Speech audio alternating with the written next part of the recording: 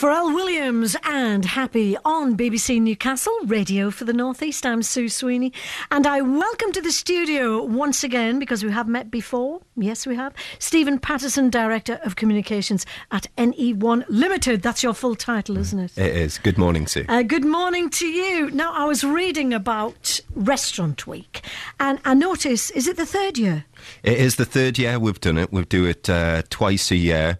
And we're absolutely delighted we've got over 70 restaurants involved this August, and it starts on Monday. Brilliant, absolutely. Now, I know you know, it's obvious you do it in January because nobody's got any money left after Christmas. But then, you know, you do it August. Why? It's traditionally, we do it the quietest times of the year for the restaurants. So we have a huge student population, which obviously disappears over the summer months. So we have it first week in August and usually last week in January as well. And it's just gone from strength to strength every time we've run it. Now, I'm going to nitpick here, right? Okay. Sometimes, you know, you think you're getting a good deal. Is it a good deal, or you don't get anything for nothing these days? So I was wondering, are they smaller portions? They absolutely are not smaller portions. I think what we find a lot is because of the competition between the restaurants, they actually go above and beyond in terms of serving more expensive cuts of meat or doing special menus, especially for Restaurant Week, which we just think is fantastic because it is about celebrating ultimately the talent of the chefs, because it is the top restaurants in Newcastle that get involved. And, you know, personally, I think we have some fantastic restaurants in the city and some great food. But not all of us can eat there because it's quite expensive sometimes. So I bet you're not doing it on a Saturday night. We do. There might well be restrictions for some of the restaurants, terms and conditions on the Saturday night, such as you have to book and sort of be at your table for 6 or 7 o'clock, something like that. But I would always just advise phoning in advance, you know, get onto the website, get into newcastle.co.uk to see what restaurants are taking part.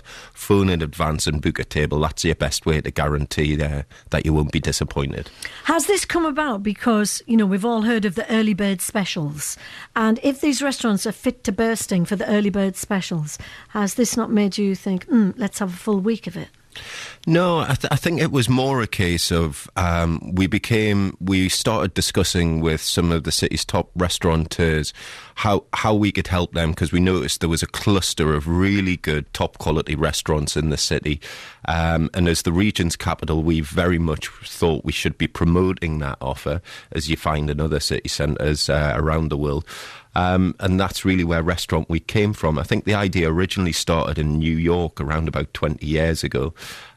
We looked at this concept and really amended it to something that would work in Newcastle and work for our restaurants and ultimately work for the people that are buying the meals, and that's the important thing.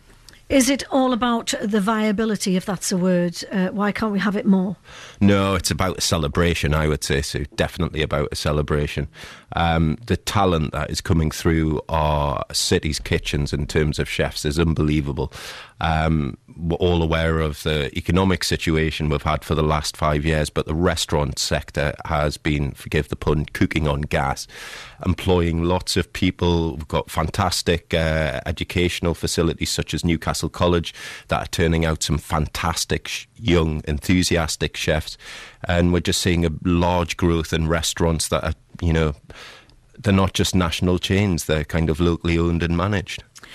I've been in a couple of restaurants recently where you can actually see the chefs working.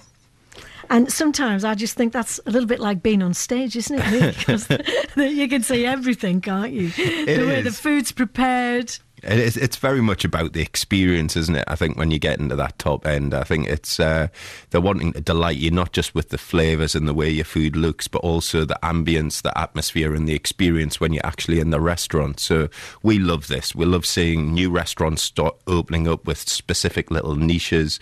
For example, we've got one in the city centre called the Sausage Emporium that serves sausages.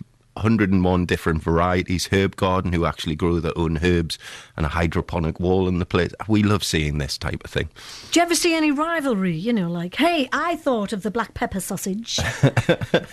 There's rivalries all the time. I think it's they are competitive. They love what they do. I think that's a common thread throughout all of the restaurants. They love what they do. And you do see competitive rivalries, but it's nice that they can put them aside for 2 weeks of the year and come together and sort of put out these offers for £10 or £15 per person for Restaurant Week. So that's great for me. Absolutely. Right, well, thank you very much for popping in and telling us all about that, Stephen. One final thing, people want to find out more about this. Could you just recap on the website? Certainly. People would like to visit getintonewcastle.co.uk. All the restaurants are on there and offers for £10 or £15 per person, and it starts on Monday. Now, what happens if Gladys in Alnwick is getting married and she wants to bring 100 people?